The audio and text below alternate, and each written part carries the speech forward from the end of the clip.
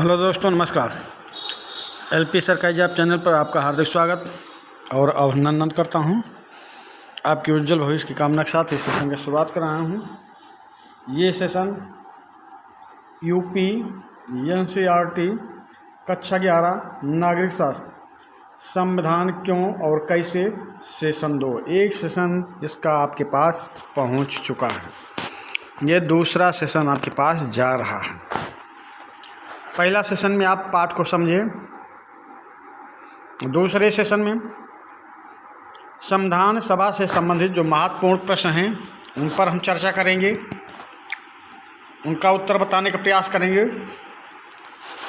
तो आप सेशन को ध्यानपूर्वक देखें और अपने दोस्तों के बीच शेयर भी कर दें। और सेशन को बार बार देखने से आपको संपूर्ण कोर्स की सही जानकारी प्राप्त हो जाएगी। अब संविधान सभा से संबंधित महत्वपूर्ण प्रश्न, पहला प्रश्न है, संविधान सभा के सिद्धांत का दर्शन सर्वप्रथम 1895 ईस्वी के स्वराज विधेयक में हुआ। ये विधेयक किसके निर्देशन में तैयार किया गया था, आपसे ये पूछा जा रहा है।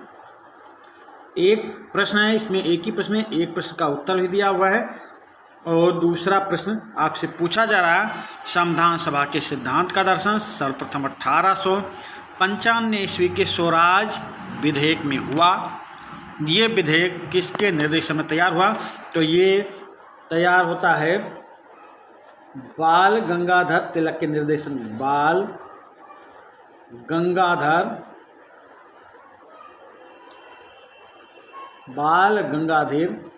तिलक के निर्देशन में, तिलक के निर्देशन में तैयार हुआ था। अगले प्रश्न पे आ जाएं। ब्रिटिश सरकार के सम्मुख संविधान सभा के गठन की मांग पंडित जवाहरलाल नेहरू ने कब प्रस्तुत की या पंडित जवाहरलाल नेहरू द्वारा कब प्रस्तुत की गई? तो पंडित जवाहरलाल नेहरू द्वारा ब्रिटिश सरकार के सम्मुख संविधान सभा के गठन की मांग प्रस्तुत की गई थी वर्ष 1924 में प्रस्तुत की गई थी। प्रश्न नंबर 3, किस प्रस्ताव में संविधान सभा के निर्माण की मांग को स्वीकार किया गया? किस प्रस्ताव में संविधान सभा के निर्माण की मांग को स्वीकार किया गया? तो ये 1942 में क्रिप्स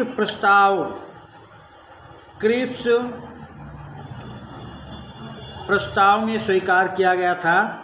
क्रिप्स प्रस्ताव आया था 1942 ईस्वी में। चलते हैं अगले प्रश्न की ओर। प्रश्न नंबर 4, ब्रिटिश सरकार द्वारा भारत के संविधान निर्माण के लिए किस योजना का गठन किया गया? तो ब्रिटिश सरकार द्वारा भारत के संविधान निर्माण के लिए कैबिनेट मिशन योजना को गठन किया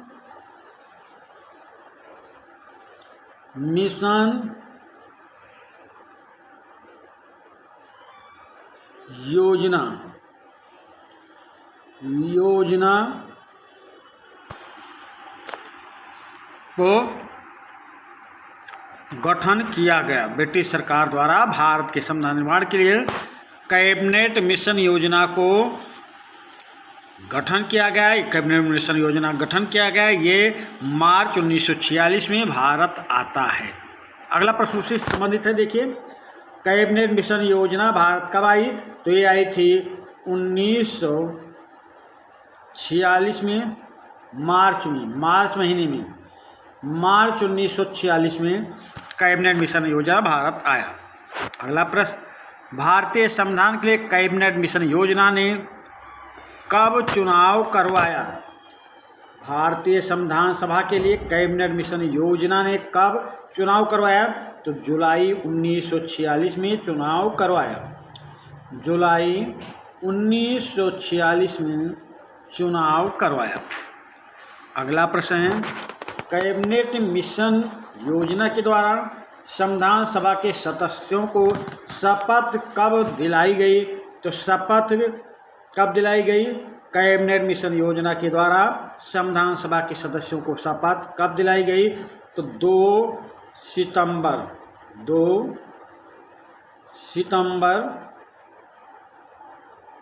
1946 2 सितंबर 1946 को शपथ दिलाई गई। अगले प्रश्न आ जाएं। संविधान सभा की पहली बैठक की अध्यक्षता किसने की? तो संविधान सभा की पहली बैठक की अध्यक्षता सच्चिदानंद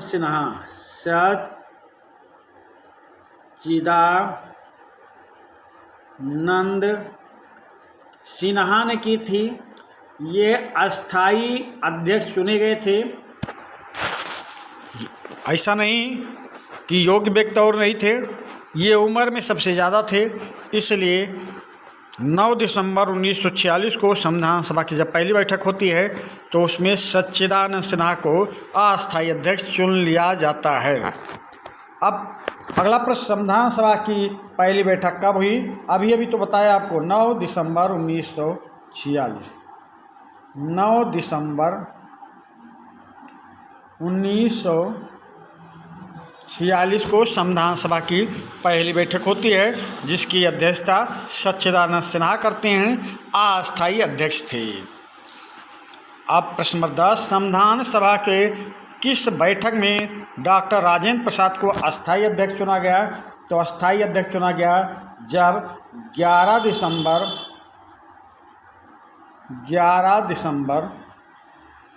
1946 को दूसरी बैठक होती है, तब डॉक्टर राजेंद्र प्रसाद को अस्थायी अध्यक्ष चुना जाता है। प्रश्न नंबर 10 का उत्तर होगा 11 दिसंबर 1946। अगले प्रश्न पे आ जाएं। विभाजित भारत के संविधान सभा के रूप में 14 अगस्त 1947 को किसने संविधान सभा की अध्यक्षता की? तो भाई संविधान सभा का अध्यक्ष डॉक्टर राजेंद्र प्रसाद थे, तो वही अध्यक्ष विभाजन के बाद भी करेंगे अध्यक्षता। डॉक्टर राजेंद्र प्रसाद ने अध्यक्षता की थी। चलिए अगले प्रश्न, संविधान सभा के सदस्यों का चुनाव किस पद्धति से हुआ? संविधान सभा के सदस्यों का चुनाव किस पद्धति से हुआ? तो अप्रत्यक्ष विधि से एकल संक्रमणीय पद्धति द्वारा हुआ। फिर से, अप्रत्यक्ष विधि से एकल संक्रमणीय पद्धति द्वारा संविधान सभा के सदस्यों का चुनाव हुआ था। तो संविधान सभा के सदस्यों की चुनाव पद्धति आप फिर से सुन लें। अप्रत्यक्ष विधि से एकल संक्रमणीय पद्धति द्वारा हुआ था। अगले प्रश्न पे आ जाएं। संविधान सभा के कुल सदस्यों की संख्या कितनी निश्चित की गई थी? तो ये निश्चित की गई थी 389 सदस्य निश्चित किए गए थे। अगले प्रश्न पे आ जाएं। संविधान सभा में प्रांतों से कितने सदस्य निर्वाचित हुए थे? तो प्रांतों से कितने सदस्य निर्वाचित होते हैं? तो प्रांतों से निर्वाचित होते हैं 292 सदस्य। प्रांतों से 292। आप संविधान सभा में देशी रियासतों से कितने प्रतिनिधि मनोनीत किए गए थे? तो ये मनोनीत किए गए थे 93। अभी विभाजित भारत का संविधान नहीं चल रहा, अभी संपूर्ण भारत का संविधान चल रहा, उसका यहाँ पे उत्तर दिया जा रहा है। अब अगले प्रश्न पे आ जाएं। संविधान सभा में कमिश्नरी क्षेत्र से कितने प्रतिनिधि निर्वाचित किए गए और कमिश्नरी क्षेत्र के नाम क्या थे? तो संविधान सभा में कमिश्नरी क्षेत्र से 4 प्रतिनिधि मनोनीत किए गए थे। अब अगला इसी प्रश्न है, कमिश्नरी क्षेत्र के नाम क्या थे? तो आप अच्छी तरह से याद कर सकते हैं ABCD। ए से अजमेर, बी से बलूचिस्तान, सी से कुर्ग और डी से दिल्ली। ए से, बी से, सी से और डी से। ये चारों आप नाम याद कर लेंगे ABCD, तो इसका उत्तर आपको मिल जाएगा।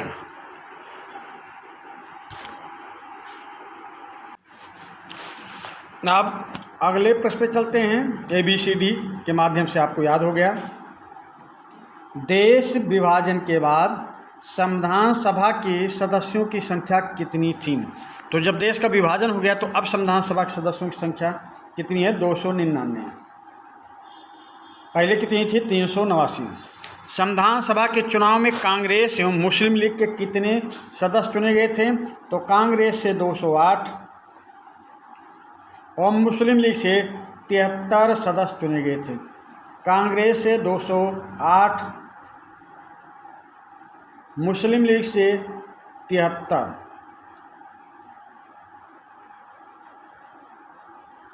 मुस्लिम लीग से 73 सदस्य चुने गए थे। चलते हैं अगले प्रश्न पे। भारत में अंतरिम सरकार का गठन कब हुआ था? भारत में अंतरिम सरकार का गठन कब हुआ था? तो भाई यही जो संविधान सभा थी यही सरकार के रूप में कर रही थी। तो संविधान सभा गठन कब हुआ? 1946। तो अंतरिम सरकार का गठन कब होगा? 1946 में। समझिए। अगले प्रश्न, संविधान सभा की पहली बैठक और अंतिम बैठक कब हुई? संविधान सभा की पहली बैठक और अंतिम बैठक कब हुई? तो संविधान सभा की पहली बैठक 9 दिसंबर 1946 होती पहली बैठक। और फिर दूसरी बैठक कब होती है? तो दूसरी बैठक होती है 26, दूसरी क्या अंतिम बैठक होती है 26 नवंबर 1949 को 26 नवंबर 1949 को संविधान को स्वीकार कर लिया जाता है। तो संविधान सभा की पहली बैठक 9 दिसंबर 1946 को, संविधान सभा की अंतिम बैठक 26 नवंबर 1949 को। एक बैठक और होती है, उसको लेके 12 बैठकें 12 अधिवेशन हो जाते हैं, 12 बैठकें हो जाती हैं। तो ये अभी 9 दिसंबर 1946 और 26 नवंबर 1949 आप ध्यान में रखें, वो आएगा। तो उसका भी उत्तर समझाने का प्रयास करूँगा कि 12वीं बैठक या 12वां अधिवेशन कब हुआ? वो हुआ था 24 जनवरी 1950 को, जिस दिन डॉक्टर राजेंद्र प्रसाद अध्यक्ष चुने जाते हैं। अगला प्रश्न, संविधान सभा में उद्देश्य संबंधी प्रस्ताव किसके द्वारा और कब पेश किया गया? संविधान सभा में उद्देश्य संबंधी प्रस्ताव किसके द्वारा और कब पेश किया गया, ये आपसे पूछा जा रहा है। तो उद्देश्य संबंधी प्रस्ताव पंडित जवाहरलाल नेहरू ने पेश किया था। कब पेश किया था? 22 जनवरी 1947 को। 22 जनवरी 1947 को पेश किया था। अगले प्रश्न पे आ जाएं। अगला प्रश्न, जवाहरलाल नेहरू द्वारा पेश किया गया उद्देश्य संबंधी प्रस्ताव को संविधान सभा ने कब पारित किया? अब यहाँ पे अभी तो पूछा गया कब पेश किया गया, अब पूछा जा रहा है कब पारित किया गया। तो यहाँ पे अच्छा ये दोनों क्वेश्चन हैं। देखिए, जवाहरलाल नेहरू द्वारा उद्देश्य प्रस्ताव जो पेश किया गया था, यहाँ पे फिर से भूल सुधार करें। जवाहरलाल नेहरू द्वारा उद्देश्य प्रस्ताव किसके द्वारा? जवाहरलाल नेहरू द्वारा कब पेश किया गया? तो पेश किया गया था 13 दिसंबर 1946 को। पेश किया गया था 13 दिसंबर, वहाँ पे मिस्टेक हुई थी, यहाँ पे 13 दिसंबर 1946 को पेश किया गया। और अगला प्रश्न है, जवाहरलाल नेहरू द्वारा पेश किया गया उद्देश्य संबंधी प्रस्ताव संविधान सभा ने कब स्वीकार किया? तो 22 जनवरी 1947 को, 22 जनवरी 1947 को स्वीकार किया गया। इस प्रश्न में भूल सुधार हुआ। फिर से आप सुने, संविधान सभा में उद्देश्य संबंधी प्रस्ताव किसके द्वारा? जवाहरलाल नेहरू द्वारा। और कब पेश किया गया? 13 दिसंबर 1946 को पेश किया गया। अगला प्रश्न, जवाहरलाल नेहरू द्वारा पेश किया गया उद्देश्य प्रस्ताव को संविधान सभा ने कब पारित किया? तो पारित किया था 22 जनवरी 1947 को। अब अगले प्रश्न पे चलते हैं।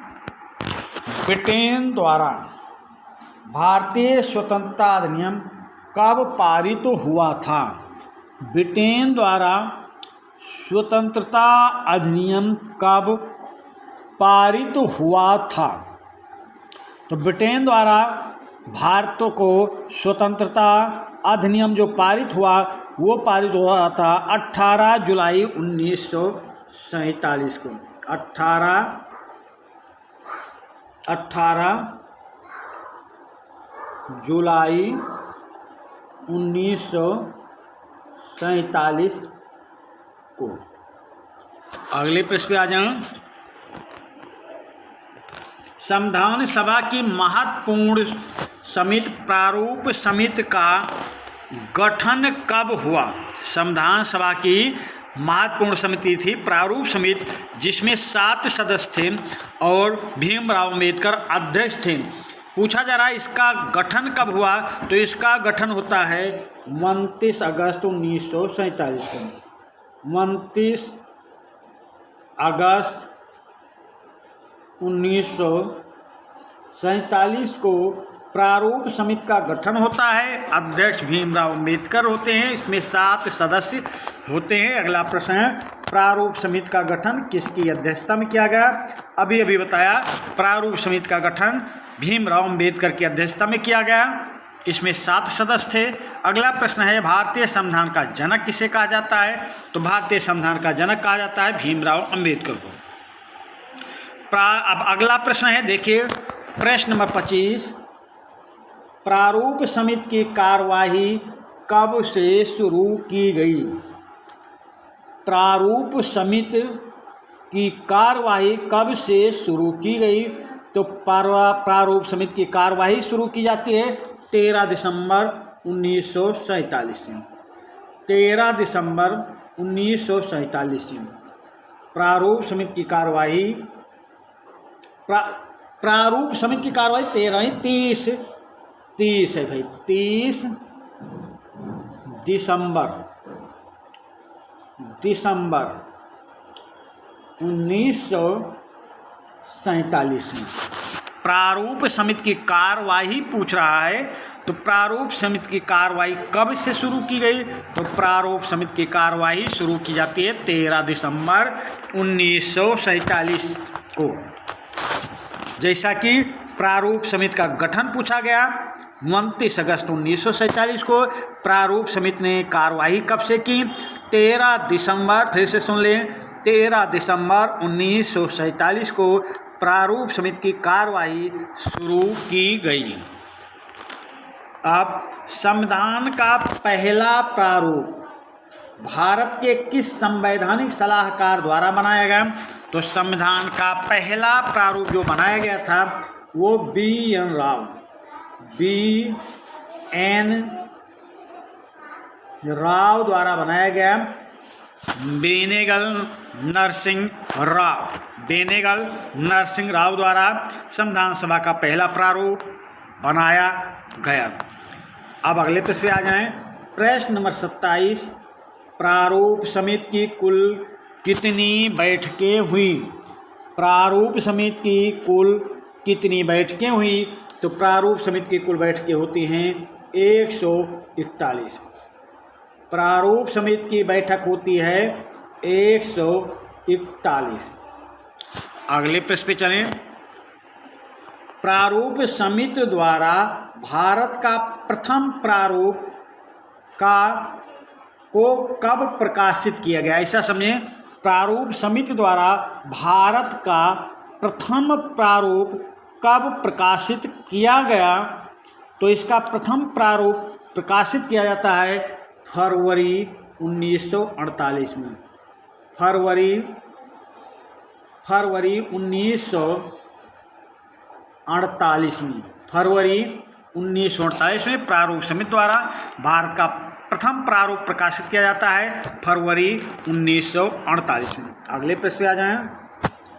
संविधान सभा में मूल अधिकार एवं अल्पसंख्यक समिति के अध्यक्ष कौन थे?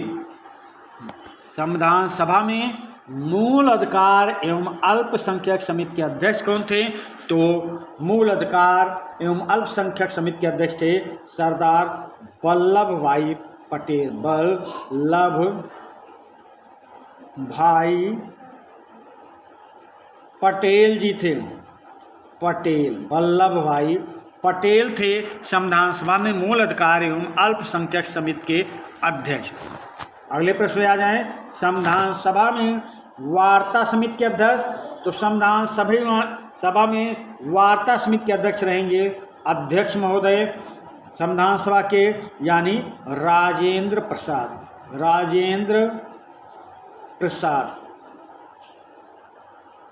संविधान सभा में वार्ता समिति के अध्यक्ष थे डॉक्टर राजेंद्र प्रसाद। प्रश्न नंबर 31, संविधान सभा में प्रारूप समिति के अध्यक्ष कौन थे? भीमराव अंबेडकर। अभी बताया भी था भीमराव अंबेडकर, यहाँ इसलिए रखा हूँ कि अंबेडकर इसलिए रखा हूँ कि एक प्रश्न इससे मिलता जुलता और है। यहाँ पे दोनों प्रश्न सामने हैं। संविधान सभा में संविधान सभा के अध्यक्ष कौन थे और संविधान सभा में प्रारूप समिति के अध्यक्ष कौन थे? देखिए दोनों प्रश्न सामने हैं, इसमें आप लोग कंफ्यूजन में हो जाते हैं, उत्तर गलत करके आते हैं। तो संविधान सभा में प्रारूप समिति के अध्यक्ष थे अंबेडकर। प्रारूप समिति के अध्यक्ष अंबेडकर जी थे। अंबेडकर जी प्रारूप तैयार करते हैं और संविधान सभा में संपूर्ण संविधान सभा के अध्यक्ष थे डॉक्टर राजेंद्र प्रसाद। समझिए दोनों में अंतर। चलते हैं अगले प्रश्न पे। संविधान सभा में झंडा समिति के अध्यक्ष कौन थे? तो झंडा समिति के अध्यक्ष थे जे.बी. कृपलानी जी। कृपलानी थी। अगले प्रश्न पे आ जाएं। संविधान सभा में अल्पसंख्यक उप समिति, यहाँ पे देखिए वहाँ पे अल्पसंख्यक था मूल अधिकार के साथ, यहाँ पे लिखा है संविधान सभा में अल्पसंख्यक उप समिति के अध्यक्ष के थे हरीशचंद्र मुखर्जी, यानी H.C. मुखर्जी।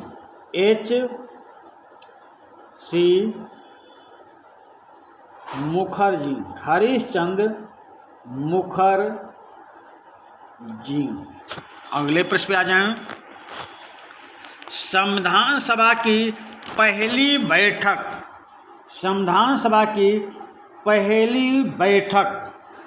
किसके नेतृत्व में हुई? आपसे प्रश्न पूछा जा रहा है संविधान सभा की पहली बैठक किसके नेतृत्व में हुई? पहले बता चुका हूँ, सच्चिदानंद सिन्हा के नेतृत्व में हुई। ये अस्थायी अध्यक्ष थे।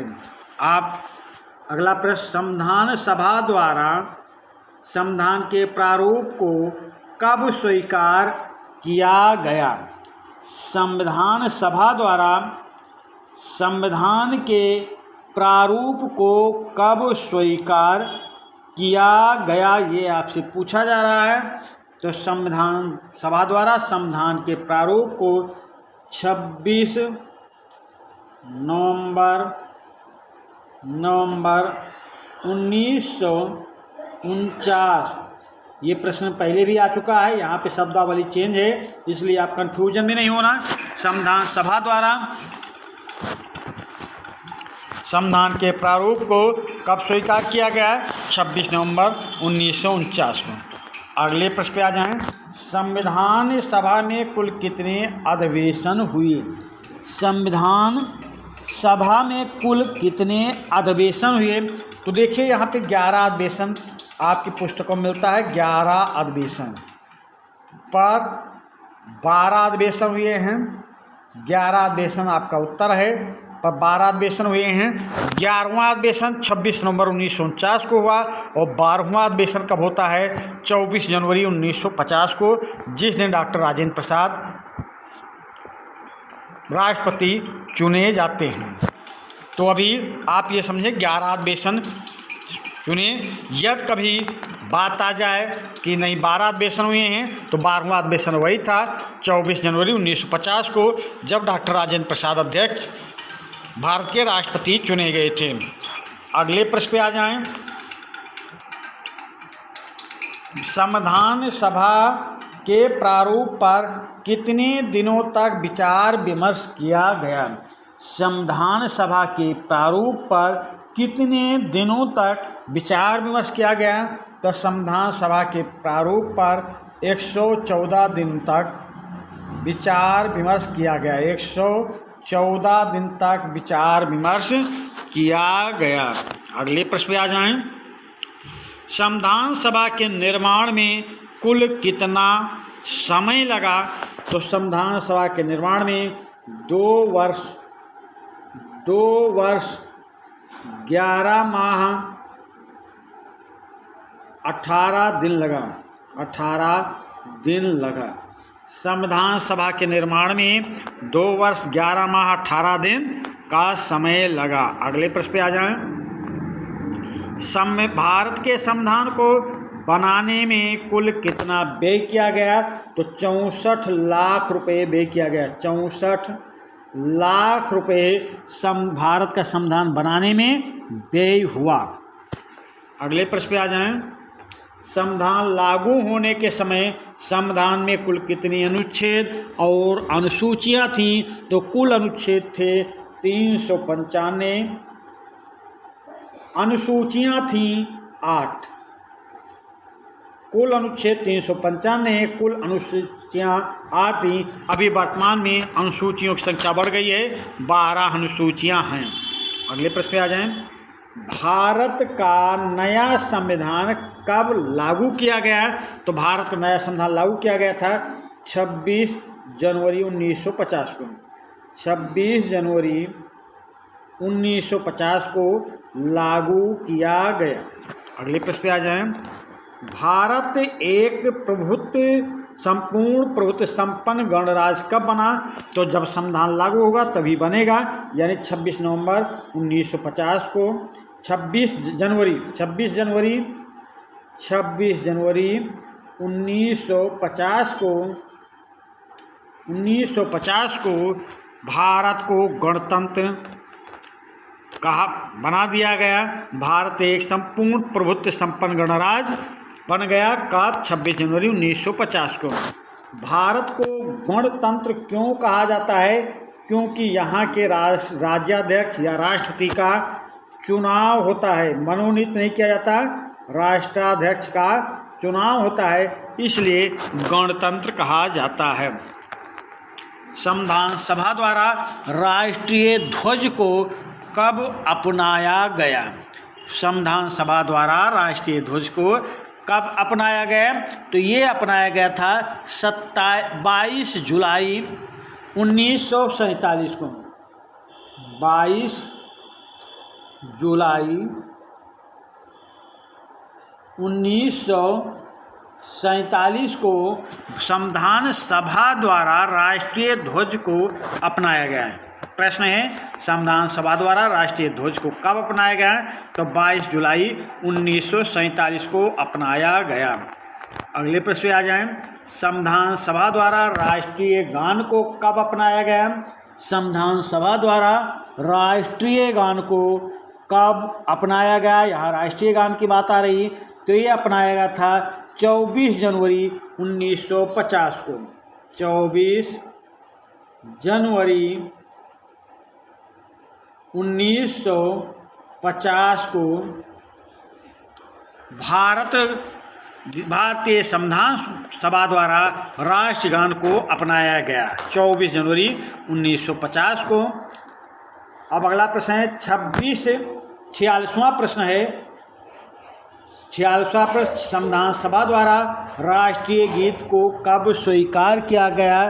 तो राष्ट्रीय गीत की जब बात आती है तो ये 26 जनवरी 1950 को, राष्ट्रीय गीत 26 जनवरी 1950 को स्वीकार किया गया, 1950 को स्वीकार किया गया। अगले प्रश्न पे आ जाएं। डॉक्टर राजेंद्र प्रसाद को भारत का राष्ट्रपति कब नियुक्त किया गया? तो डॉक्टर राजेंद्र प्रसाद को भारत का राष्ट्रपति 24 जनवरी, ध्यान से सुनते चलना भाई, 24 जनवरी 1950 को, ध्यान से सुनते चलना है, तारीखों पे बहुत कन्फ्यूजन होता है। और आप ध्यान से 2-3 बार सेशन को देखेंगे तो आप संविधान के बारे में आपको पूर्ण जानकारी हो जाएगी। इस पाठ के बारे में, संविधान क्यों कैसे के बारे में पूर्ण जानकारी हो जाएगी। ये इस पाठ से दूसरा सेशन है, उसके बाद तीसरा सेशन अगले बृहस्पतिवार को फिर आपके पास जाएगा। तो ध्यानपूर्वक सेशन को देखें और दोस्तों के बीच भी शेयर करें, क्योंकि उनको भी इसका लाभ मिले। और आपकी परीक्षा की तैयारी अभी से हो रही है, ये नहीं समझना कक्षा 11 का है तो 12 में नहीं पूछा जाएगा, पूछा जा सकता है। और ये नहीं कि आपके कंपटीशन में नहीं पूछा जाएगा, तो कंपटीशन में सामान्य ज्ञान में यही सब प्रश्न पूछे जाते हैं। तो इसलिए मैं विधिवत तैयारी करवा रहा हूँ। आप लोग सेशन को बार बार देखने का प्रयास करें और लोगों के बीच शेयर करें ताकि और लोग भी देखें। अब अगले प्रश्न पे आ जाएं। स्वतंत्र भारत की प्रथम अंग्रेज गवर्नर जनरल कौन था? स्वतंत्र भारत का प्रथम अंग्रेज गवर्नर जनरल, यहाँ पे स्वतंत्र भारत का प्रथम गवर्नर जनरल, तो प्रथम अंग्रेज गवर्नर जनरल तो लॉर्ड माउंटबेटन थे, लॉर्ड माउंटबेटन थे। समझ गए? प्रश्न को देखिए, प्रश्न क्या बोल रहा है? स्वतंत्र भारत का प्रथम अंग्रेज गवर्नर जनरल कौन था? Lord Mountbatten. अभी यहाँ पे तो आपका जो कन्फ्यूजन होगा सब दूर हो जाएगा।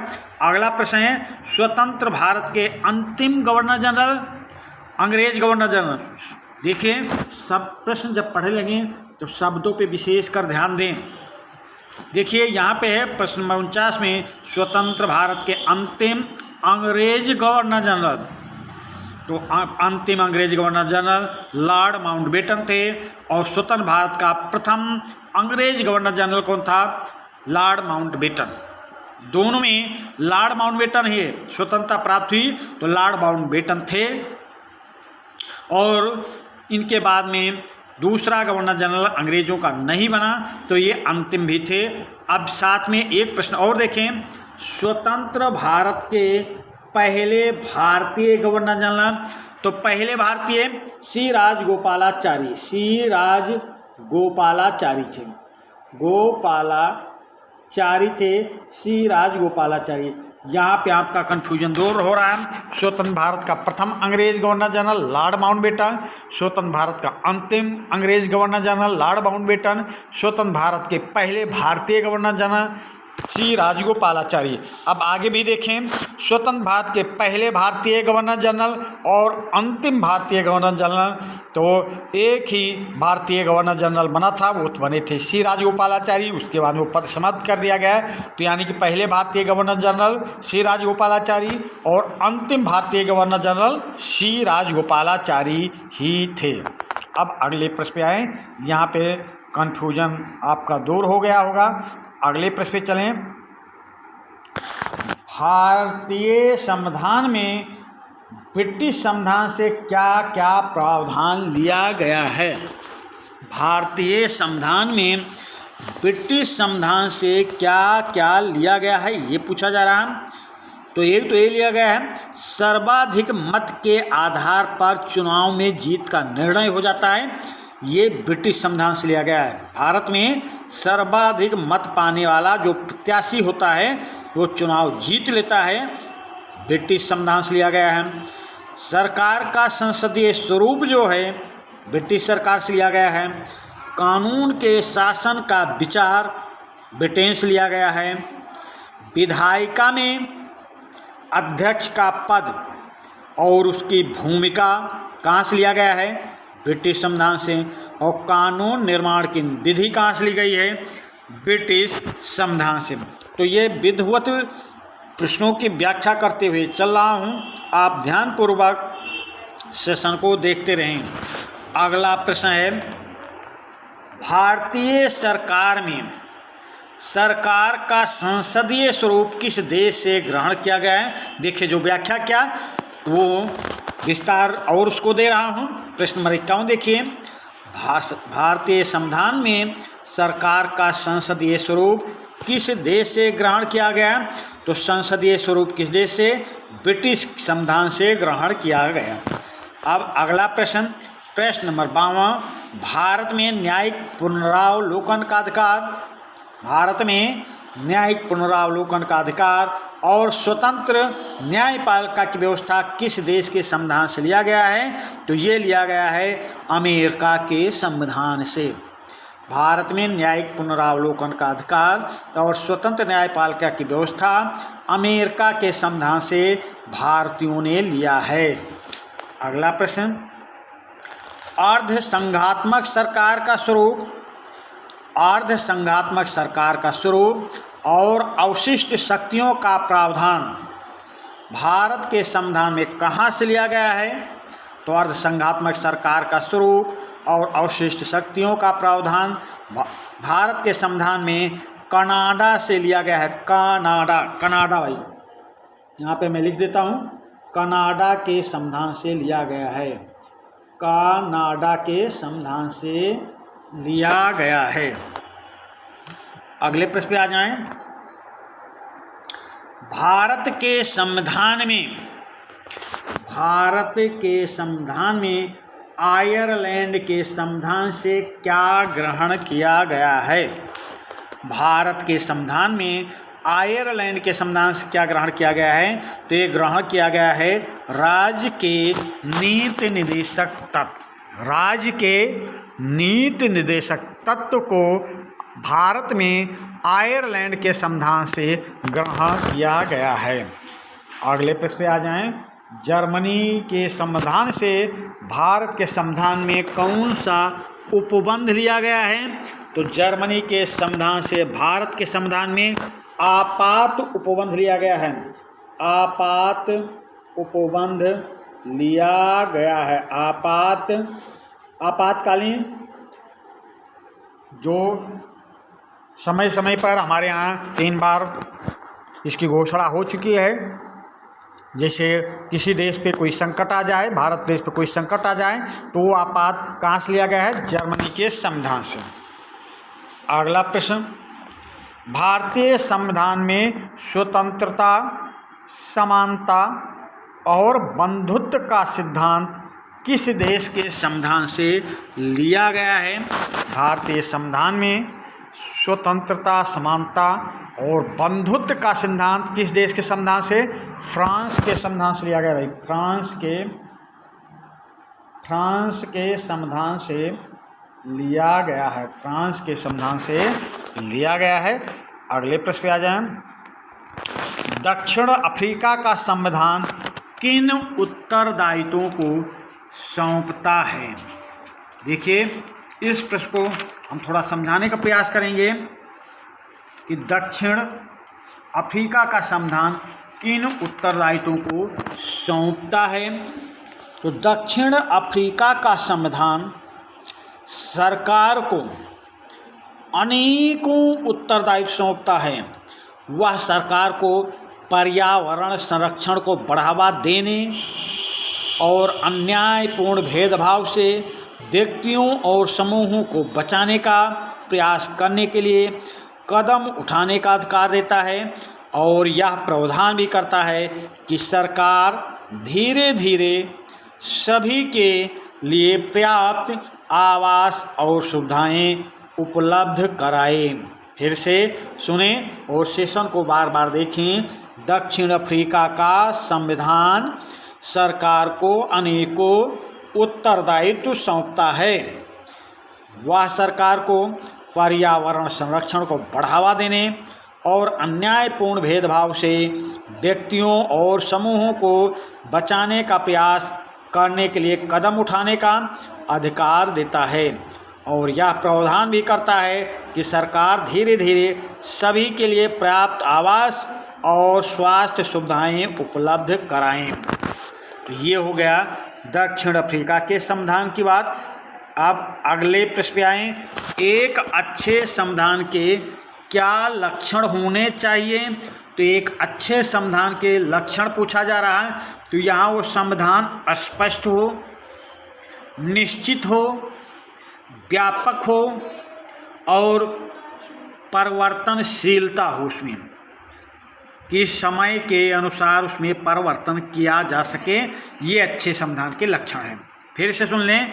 स्पष्टता हो, उसमें निश्चितता हो, व्यापकता हो और सुपरिवर्तनशीलता हो, तो ये एक अच्छा संविधान कहा जाएगा। अब अगले प्रश्न पे आ जाएं। भारतीय संविधान में शक्तियों को समान रूप से कितने भागों में विभाजित किया गया है? भारतीय संविधान में शक्तियों को समान रूप से 3 भागों में विभाजित किया गया है। विधायिका, कार्यपालिका और न्यायपालिका। विधायिका, कार्यपालिका और न्यायपालिका। भारतीय संविधान में शक्तियों को समान रूप से कितने भागों में विभाजित किया गया? 3 भागों में, विधायिका, कार्यपालिका और न्यायपालिका। संविधान सभा की आलोचना किन आधारों पर की जाती है? किन्हीं 4 बिंदुओं का उल्लेख करें। संविधान सभा की आलोचना किन आधारों पर की जाती है? किन्हीं 4 बिंदुओं का उल्लेख करने के लिए बात हो रही है। तो संविधान सभा की आलोचना के लिए 4 बिंदु हम आपको बताने का प्रयास करते हैं। संविधान सभा का गठन सार्वभौमिक वयस्क मताधिकार से न होकर सीमित निर्वाचन से किया गया था। इस आधार पर आलोचना की जाती है। फिर से सुन लें। संविधान सभा का गठन सार्वभौमिक वयस्क मताधिकार से नहीं हुआ, अपितु सीमित निर्वाचन से किया गया था। इस आधार पर आलोचना की जाती है। और 4 बिंदु पूछा जा रहा। दूसरा देखें। संविधान सभा की सीटों के आवंटन में सांप्रदायिकता को आधार बनाया गया था। संविधान सभा की सीटों के आवंटन में सांप्रदायिकता को आधार बनाया गया था। तीसरा बिंदु देख लें। सदस्यों की विचारधारा एवं दृष्टिकोण में अनेक प्रकार के मतभेद थे। जो संविधान सभा के सदस्य थे, उन सदस्यों की विचारधारा एवं दृष्टिकोण में अनेक प्रकार के मतभेद थे। और चौथा बिंदु। निर्णय लेने की प्रक्रिया अधिक जटिल होने के कारण संविधान निर्माण में अधिक समय लग गया, परंतु इन सब के पश्चात भी निर्मित संविधान को राष्ट्रीय आम सहमति प्राप्त थी। फिर से सुन लें। निर्णय लेने की प्रक्रिया अधिक जटिल होने के कारण संविधान निर्माण में अधिक समय लग गया, परंतु इन सब के पश्चात भी निर्मित संविधान को राष्ट्रीय आम सहमति प्राप्त थी। अब अगले प्रश्न आ जाएं। किसी देश के लिए संविधान का क्या महत्व होता है? किन्हीं 4 बिंदुओं का वर्णन करें। देखिए, ये प्रश्न थोड़ा बड़े हैं, कठिन हैं, पर सेशन को बार बार देखेंगे तो ये प्रश्न भी आपको सरल लगेंगे। प्रश्न नंबर 61। किसी देश के लिए संविधान का क्या महत्व है, क्या महत्व होता है? किन्हीं 4 बिंदुओं को वर्णन करें। तो संविधान कानून के शासन को स्थापित करता है। संविधान कानून के शासन को स्थापित करता है। दूसरा बिंदु। यह समुदाय अथवा समाज में सहयोग, विश्वास एवं समन्वय की भावना को विकसित करता है। यह यानी संविधान समुदाय अथवा समाज में सहयोग, विश्वास एवं समन्वय की भावना को विकसित करता है। फिर तीसरा। यह सत्ता संचालन हेतु सभी संस्थाओं में शक्तियों का वितरण करके उनकी सीमाओं को स्पष्ट करता है। फिर से सुन लें। संविधान सत्ता संचालन हेतु सभी संस्थाओं में शक्तियों का वितरण करके उनकी सीमाओं को स्पष्ट करता है। चौथा बिंदु, ये नागरिकों यानी संविधान नागरिकों के अधिकारों को राज्य से सुरक्षित करता है। संविधान नागरिकों के अधिकारों को राज्य से सुरक्षित करता है। आप अगला प्रश्न देखें। भारतीय संविधान के किन्हीं 5 विशेषताओं के बारे में बताइए। भारतीय संविधान के किन्हीं 5 विशेषताओं के बारे में बताइए।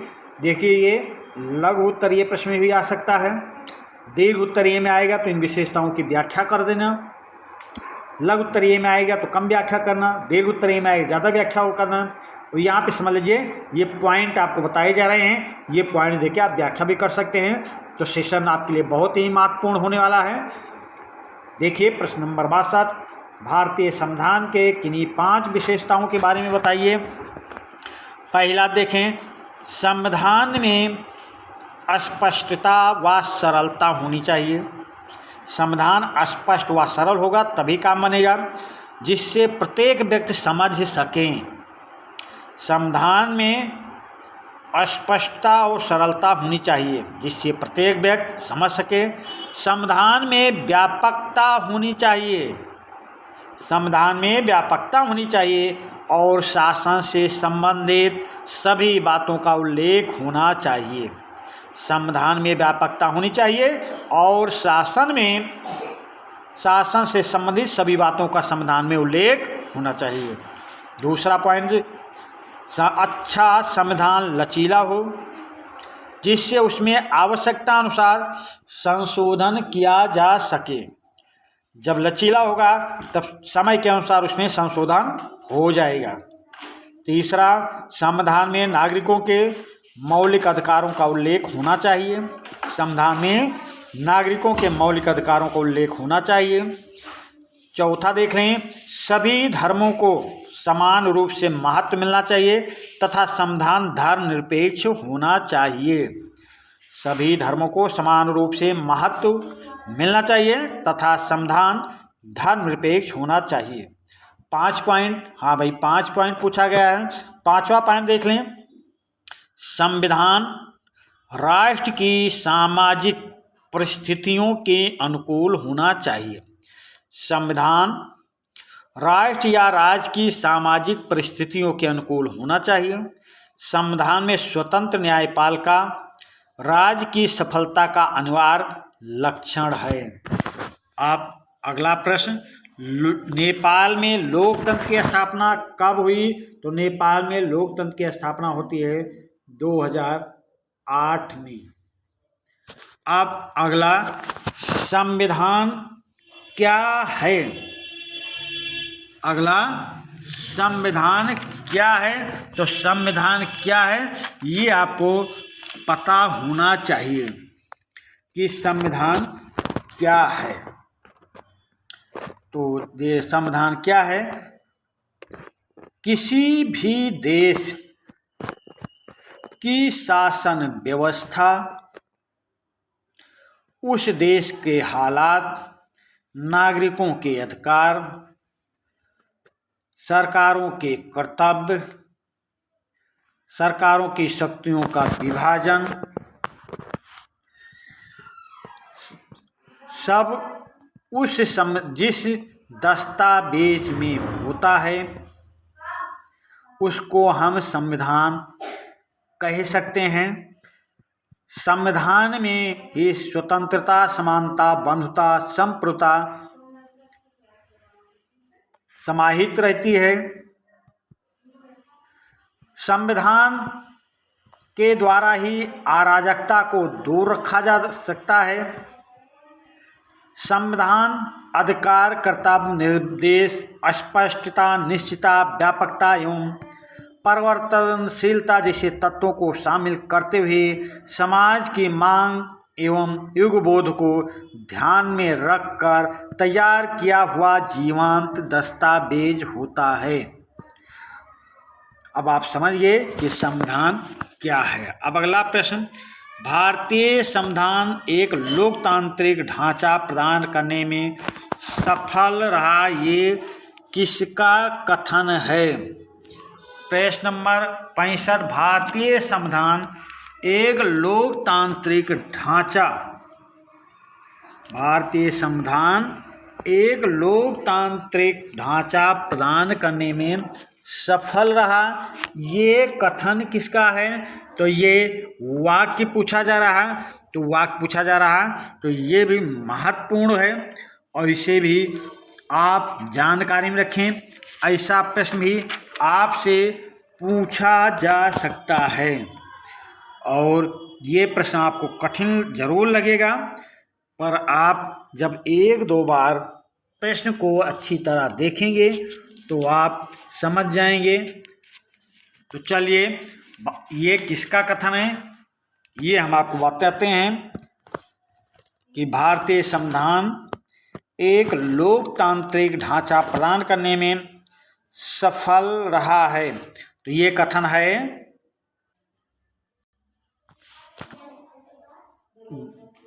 तो कथन किसका है भाई? ये कथन है हरवंश का। चलिए, कथन हरवंश का है, समझ गए। भारतीय संविधान एक लोकतांत्रिक ढांचा प्रदान करने में सफल रहा है, कथन किसका है? तो हरवंश का कथन है। फिर से, भारतीय संविधान एक लोकतांत्रिक ढांचा प्रदान करने में सफल रहा, किसका कथन है? हरवंश का कथन है। इसी के साथ इस सेशन का समापन करते हैं। अगले सेशन में हम फिर आपसे मिलेंगे, तब तक के लिए हम आपसे विदा लेते हैं। धन्यवाद।